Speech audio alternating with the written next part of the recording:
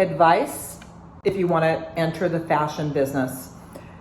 I'm a fashion designer and I'm a boutique owner. I've had both my business in the boutique world and as a fashion designer for 25 plus years. And I'm often asked what advice I would give to young, aspiring creatives.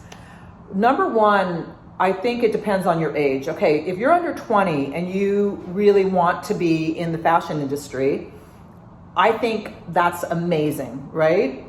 Like you have this thing, like you just want to be in it, like you're just like a sponge and you want to learn everything. It's so amazing. And like maybe you think you want to design clothes, or maybe you think you want to do PR, or maybe you think you want to design textiles. Mostly my advice would be is, because you haven't actually physically done anything in the industry yet, you might have an idea that you want to design clothes, but then you might actually get to the part of designing clothes and you might not really be into designing clothes. So basically, like, every step will lead you along the pathway to like fine tune your passion, which is really exciting, by the way. So how I started was I was in London, which that is a fashion education in itself, and I got a sewing machine. So basically what was amazing about that was I learned not only how to thread a machine and all the problems that come with a machine, I also started learning by reworking things, like how seams worked and how cut on the bias and how things worked in the garments. And for me, I think one of my strengths is I don't have to call somebody in to fix something or to thread a needle for me or fix a machine. Like 90% of the time I can fix the machine unless I really mess it up, which I do. I have done plenty of times and I have to call a mechanic. Anyways, that's a side note. So for me, that just naturally, I kept like unfolding into the designing clothes. Like it felt comfortable for me. I also had retail experience. I was raised in retail. So it also felt natural for me to be on the floor in front of people. It was really comfortable for me. Merging those two was very challenging. Many times, even to this day, I do not tell people I'm the designer when they walk into the boutique, because I really want to be kind of, I want to hear what people say about my pieces. Like they're not for everybody. Mostly people will appreciate them. Not everyone's going to wear them. So anyways, back to the advice I would give you. So if you think you want to design clothes, go get a funky little singer and start playing with it and see if you have a knack. Also, find a designer. You know, if you can find a designer and you can become a paid intern, okay, even if you can't become a paid intern, you are learning from their mistakes. And it's information, like it's valuable information that they made financial mistakes learning that information, and now you're getting to take it in for free.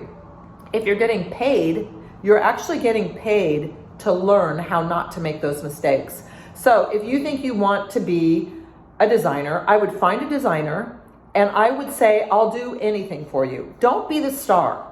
Like if you want to be the star, you know, go try to be an actor. Like, listen, you need to be the lowest man on the totem pole for 5 minutes. And I would say that with everything that's happening in the world, like the social media and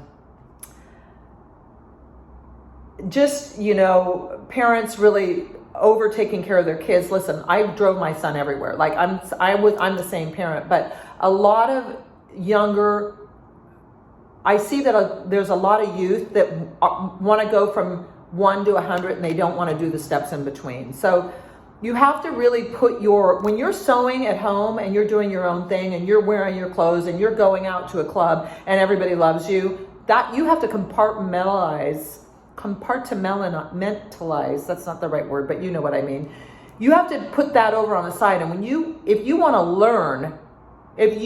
to learn, you need to be an open vehicle to learn. You can't think you know it all. I've had assistants that went to school for sewing that came to my studio to work for me, And I said, oh yeah, sew it like that. And she's like, oh no, you can't sew it like that.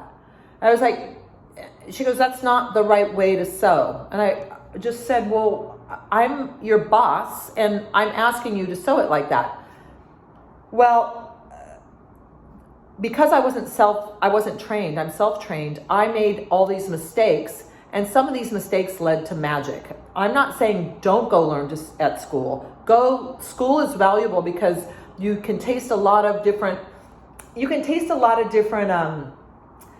like side plates and then find out what side plate you really like. Like find out like, oh, that's my main dish and that one is on the side. I'm really not passionate about, pattern making. Like, hello, like you have to be a certain mind. Like I'm not really detailed oriented. So what I learned is my sewer, the woman that is in charge of sewing for me, is gnarly. Like she's like, that is going to be cheap. Like she gets my aesthetic and then she will try to do something different. Now, sometimes I said, okay, try it.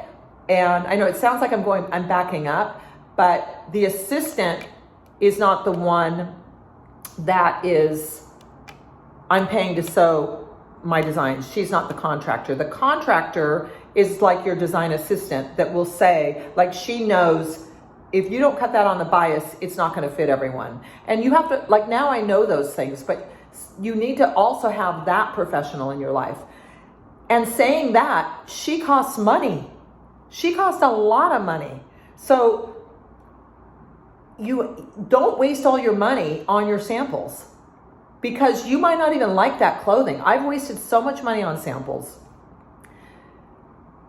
So this is part one because there's so much to talk to you about.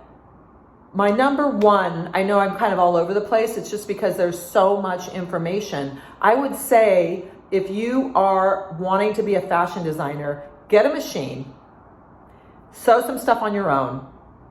Try to do a pattern. You know a great way to do a pattern?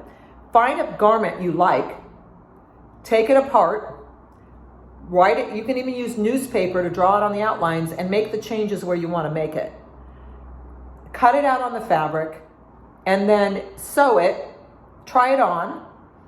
If you don't like it, it didn't cost you anything.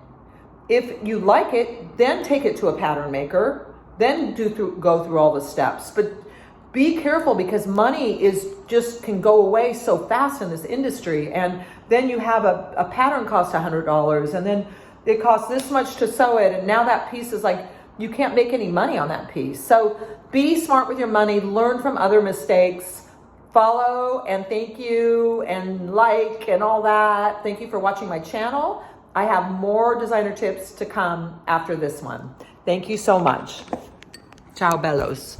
Bellas and bellows.